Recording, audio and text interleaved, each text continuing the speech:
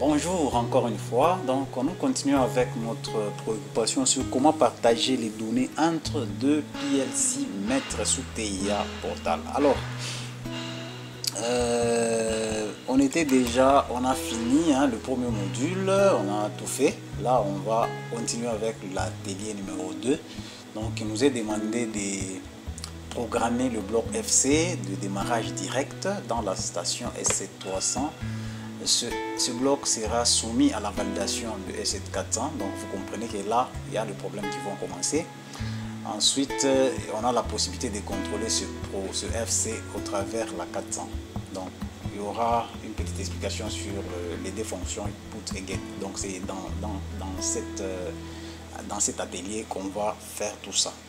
Comment procéder? Donc, allons-y. Donc, on reprend notre projet. Donc, notre projet 2 mètres ici, donc avec nos deux stations S300 et S400. Donc voilà, nous on va aller programmer dans la station S7400, S7300, c'est la fonction, on va la programmer ici. C'est-à-dire quoi? D'abord on va venir ici dans les blocs, donc bloc de programme, on va ajouter une fonction parce qu'on ne demande pas de programmer dans le main ici. Nous allons donc ajouter une fonction, donc on va ajouter un nouveau bloc. Par double clic, on va prendre fonction. Donc là, on peut lui donner le nom, démarrage direct par exemple. Démarrage direct. D'accord, démarrage direct, c'est bon. Alors, on laisse le langage contact et on laisse la numérotation automatique. J'ai fait OK. Une fois ajouté, le bloc va s'ouvrir. Nous sommes déjà dans la fonction démarrage direct, c'est là où nous sommes. Donc je réduis un peu la fenêtre de propriété. Je vais aller rapidement. Donc démarrage direct, bouton start, bouton stop et puis la sortie. On fait en parallèle pour le maintien. Et je ferme. Et je vais ouvrir la table des variables. On l'avait déjà, donc je vais ici, je vais prendre la fonction. Par glisser déposer, je vais mettre mes variables. Donc bouton start, bouton stop, moteur. Donc tout ça normalement c'est censé être connu. Donc là il n'y a rien de nouveau. Alors voilà, on a fait un démarrage, une logique de démarrage direct. Ça c'est très simple, même à vue d'œil on sait qu'il y a le démarrage, il y a l'arrêt, il y a aussi le maintien. C'est bon. Quel est le problème? C'est une fonction. Pour que ça fonctionne, pour que ça exécute, normalement on doit en faire appel dans OB1 parce que là c'est terminé, on peut même compiler. Vous allez voir que il n'y a pas de soucis. Donc on a terminé avec la fonction FC, le démarrage direct. Pour que ça tourne dans cet automate S300, on doit ouvrir le bloc main, donc le bloc OB1. On doit appeler la fonction ici, donc on doit l'appeler. À ce moment, à partir de cet instant, la fonction va tourner. Donc si on exécute en fait le projet de cet automate, il est autonome, il va exécuter, on va contrôler notre moteur, on va le contrôler. Seulement, on me dit que la fonction ici doit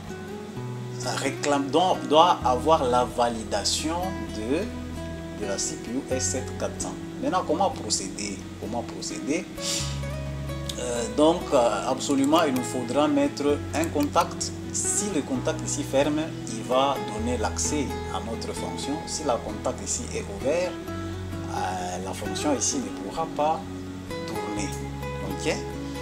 Et comment maintenant adresser cette variable ici? C'est là où on était venu déclarer dans la table des variables pour la station 400 ici.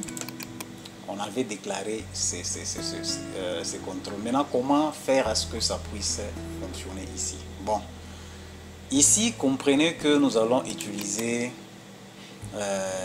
les fonctions. Les fonctions put et les fonctions get. La fonction put va envoyer une une validation, doit contrôler un bit dans l'automate ici, donc dans l'automate de la station 300 ici. Donc pour faire simple, je démontre par, comme c'est un tutoriel, donc je vous démontre ça. On va mettre une mémoire ici, on va déclarer en fait dans la table des variables de 300, on va lui donner une mémoire qui permettra de recevoir la consigne venant de l'automate 400. Donc on lui donne d'abord la mémoire ici, de la CPU 300. Donc on peut donner par exemple M, comment voulez-vous, M, par exemple M 2.0.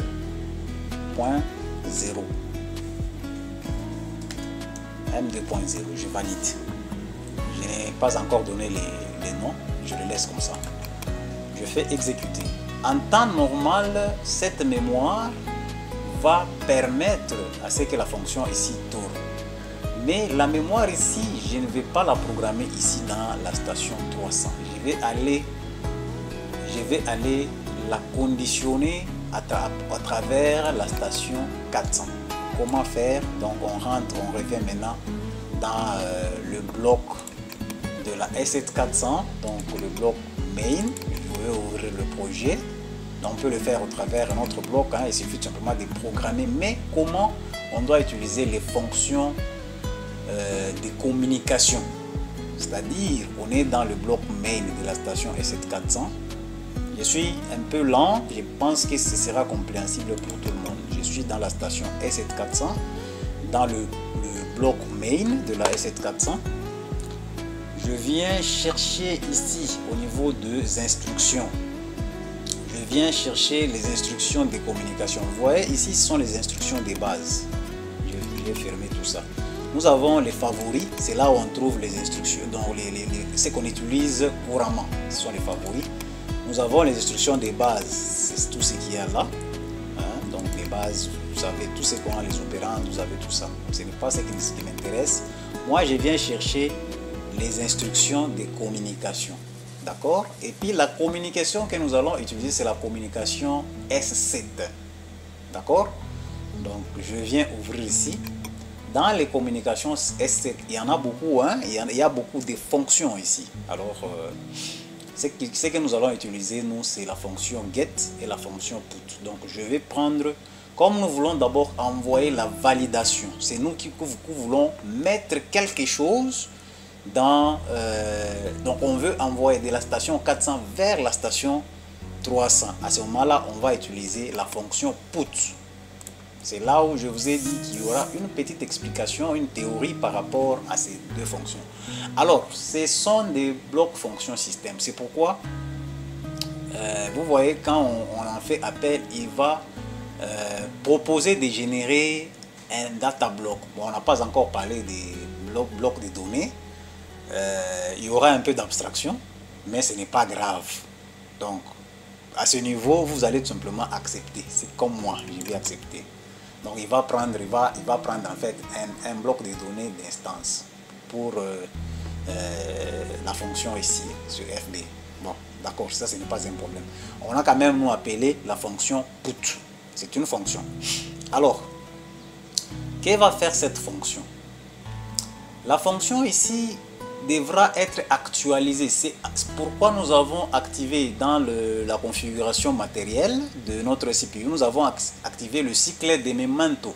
Et puis j'ai mis la mémoire 100. Donc si vous avez mis 0, à ce niveau sur le rec ici, il faut mettre le cycle d'acquisition. Donc le cycle qui va, après combien de temps il va commencer à actualiser en fait la vérification, l'envoi, ainsi de suite, l'envoi des données, parce qu'il va envoyer, le put va envoyer.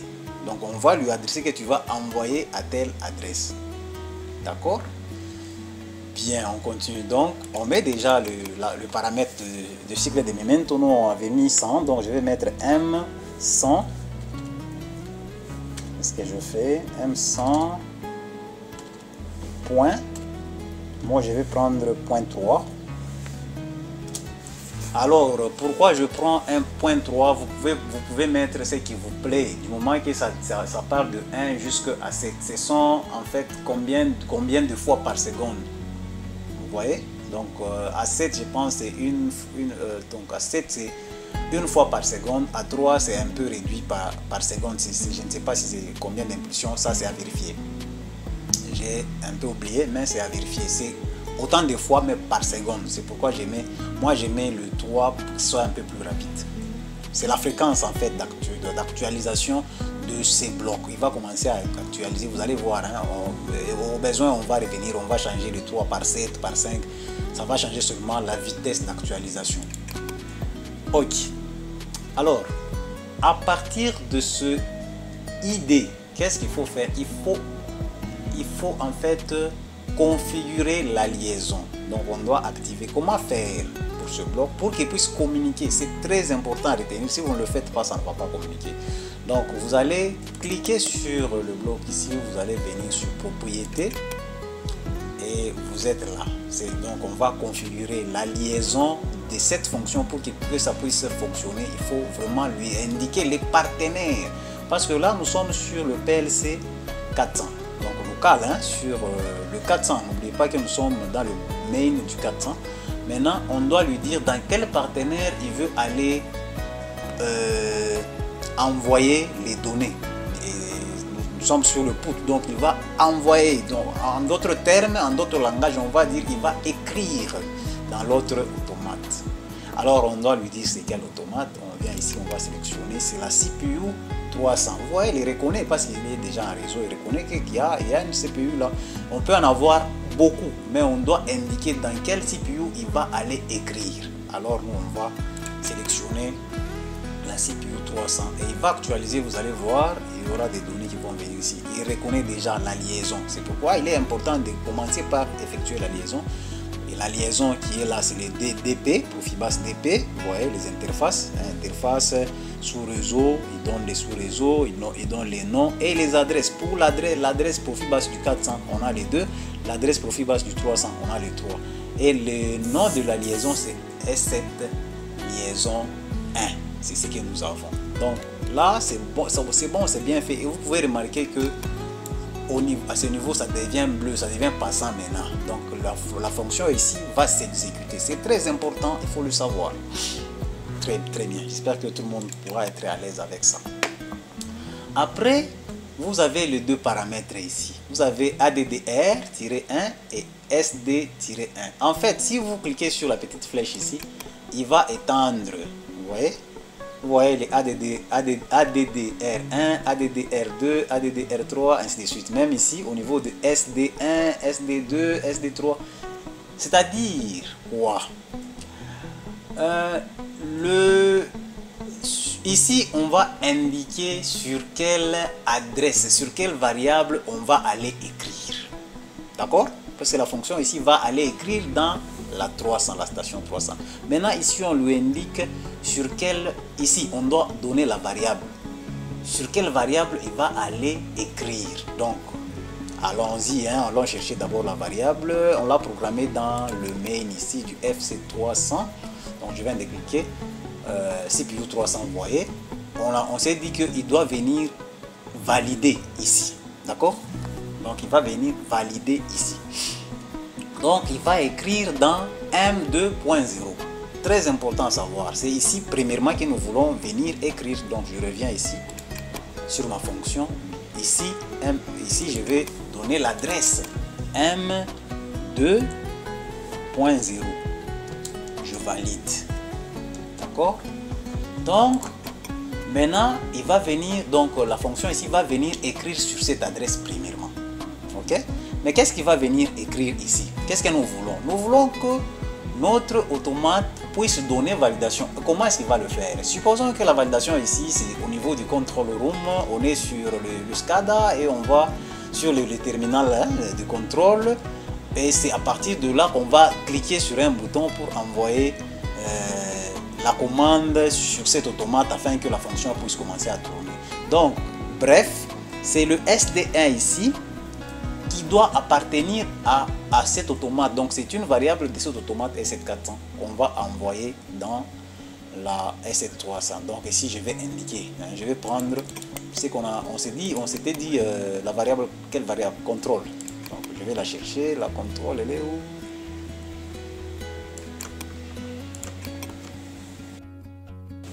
Donc vous l'avez compris.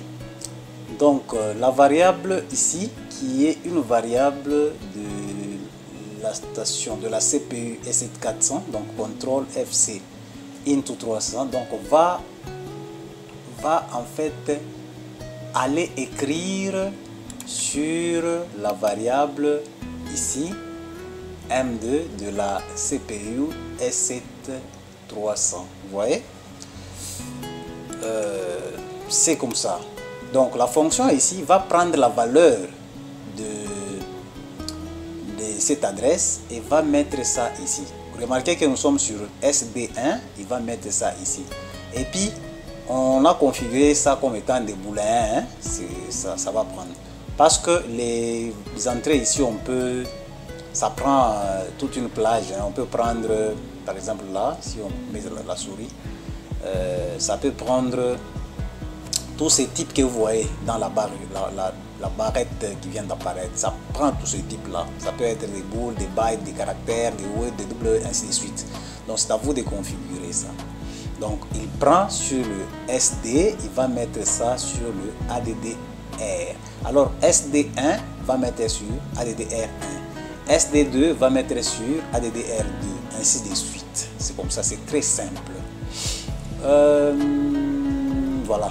Je disais, j'ai utilisé une mémoire parce que ça peut venir de la station de contrôle. Vous pouvez tout aussi bien utiliser les périphériques, hein, donc sur un bouton physique, et lui il va prendre la valeur de la variable en question pour aller mettre ça dans l'autre fonction. D'ailleurs, nous on voulait arriver à contrôler, parce que ça va permettre de contrôler la validation ici, mais on veut aussi venir contrôler dans la fonction, n'est-ce pas? Ainsi donc, on va mettre en parallèle un contrôle en parallèle, c'est-à-dire pour le bouton Start, hein, je peux mettre par exemple quelque chose du genre, ça va contrôler en parallèle. Donc cette variable doit être contrôlée par la station 400. Là, nous sommes en train de programmer dans la station 300, mais la variable ici sera contrôlée par la station 400. On a utilisé quelque chose, c'était le M2.0. Donc ici, je vais mettre M2.1 par exemple. Donc la mémoire ici sera contrôlée par la station 400. Donc je mets aussi ici le stop. Donc là, je lui dis M2. Par exemple 2. Je valide. Et puis pour la sortie, je vais mettre une bobine. Donc de sortie, je vais mettre ça, je vais déclarer ça M2.3 maintenant. Oui, voilà. Je déclare. Maintenant, pour la sortie, on aura besoin pas de venir écrire, parce que écrire c'est ici. Ici on va écrire, donc on y amène une valeur. Là on va écrire, on va y amener une valeur. Mais ici, on va venir lire, parce que c'est une bobine, on est appelé à lire. Maintenant pour la lecture, on va utiliser la fonction get. Ok, d'abord on finit avec la fonction put, hein, donc tout ce qu'on va venir directement là. Vous savez qu'on va venir lire sur la variable m, on va venir écrire sur la variable m2.1. Je valide ici m2, donc m2.2, je valide. Ensuite M2.3, non, le M2.3 c'est pas pour ici, parce que là ça va venir démarrer, ça va venir stopper. Ça c'est la validation de la fonction FC. Ok, donc les deux ici, ça c'est pour démarrer, ça c'est pour stopper. Maintenant je vais mettre des variables, hein, qu'on va utiliser, des variables, ça ce sont des variables de la S7300. Maintenant ici on va mettre des variables de la S7400 qui vont venir écrire dans les deux ici. Ok, donc ça devient simple, vous l'avez compris. Donc si je mets M1.4, moi j'ai utilisé le 3, je mets 0.4. Ici, je mets M1.5. Donc vous l'avez compris, j'ai déjà donc le M1.4 va venir écrire ici sur le M2.1, d'accord? Parce que c'est le SD2 qui va venir écrire sur le ADDR2, d'accord? Le M1.6 va venir, 1.5 va venir écrire ici M2.2, d'accord? On peut même donner les noms, hein, on peut faire la déclaration des variables pour vous dire que ça c'est stat into, comme on veut le faire. Voyons d'ailleurs, voyons d'abord la table démoniaque de la S7 400. Est-ce qu'on n'a pas mis des choses? Stat into, voilà.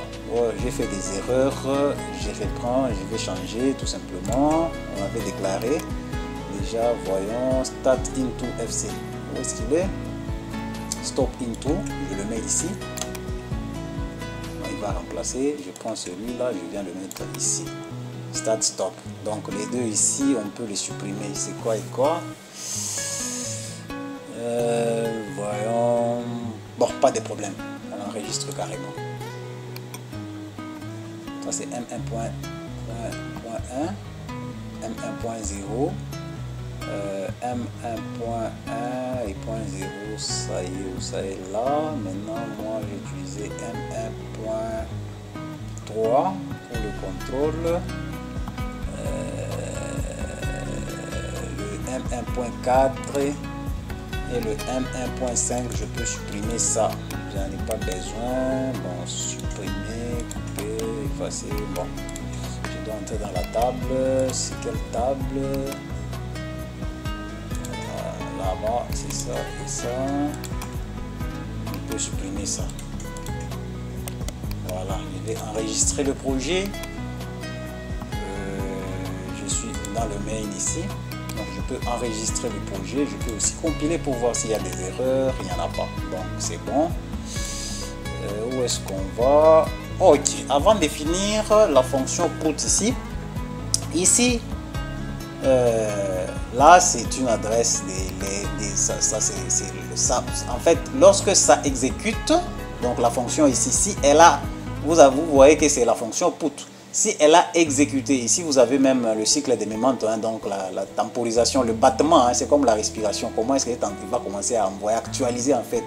Ici, s'il actualise, il dit 1, il a exécuté. S'il n'a pas actualisé, c'est à 0, tout simplement. Donc, je peux lui donner maintenant les mémoires là. Hein. Je peux lui donner par exemple M, pourquoi pas 3.0. Il n'y a pas de souci.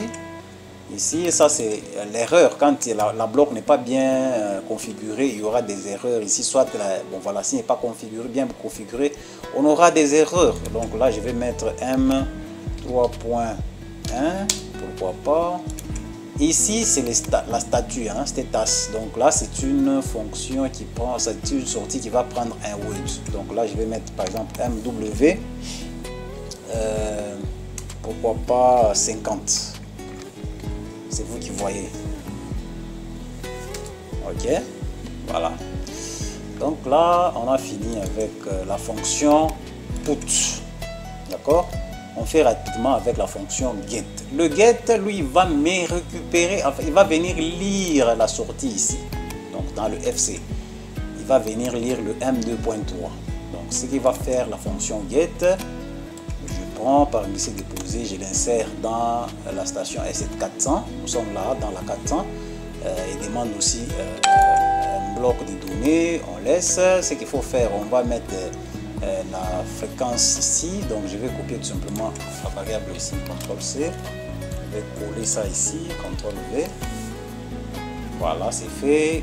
Pour le ID ici, l'adresse de liaison, on refait la même chose, clic droit, propriété, on va adresser son partenaire, donc on affecte le partenaire, il va repérer lui-même la liaison et le reste des paramètres, voilà qui est fait, c'est bon, donc on peut enregistrer et continuer.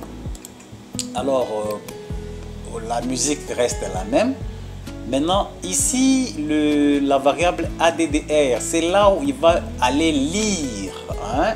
Il va aller lire, vous voyez, donc il va aller lire comme on le disait, donc il va venir lire ici sur cette variable. Je vais faire CTRL C, donc M2.3, je reviens dans le mail ici, je vais venir coller ça ici, CTRL V. Vous l'avez compris? Maintenant ici, il doit venir m'écrire quelque chose ici. C'est-à-dire, il lit ici dans l'automate SC300, il va venir m'écrire ça ici sur RD1. Parce qu'on a pris sur 1, il va venir mettre ça sur 1. Quand vous cliquez sur la flèche ici, il vous ouvre les autres paramètres. Donc ici, on va mettre une adresse M, M, on veut lire ça sur quelle adresse? M1.5. On avait effacé, non, pas M1.4. Ok, d'accord. Je mets M1.4. Ça va me permettre de lire en fait la sortie de notre démarrage direct dans la CPU 400. Je pense qu'on a tout configuré. Je ne peux qu'enregistrer, compiler pour voir s'il y a des erreurs. Il n'y a pas d'erreur. Je rentre dans... Bon, je compile tout en fait. Hein. Je vais prendre à partir d'ici. Donc, je sélectionne les deux. Comme ça. Et je vais compiler. On me dit quoi? Configuration. Voyons, il y a quand même un avertissement. C'est quoi l'avertissement?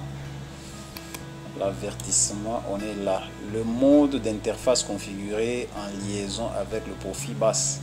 IP sur profil basse, quoi.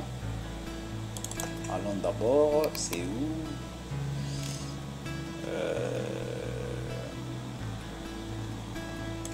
ID, propriété des liaisons, d'adresse, bien sûr général.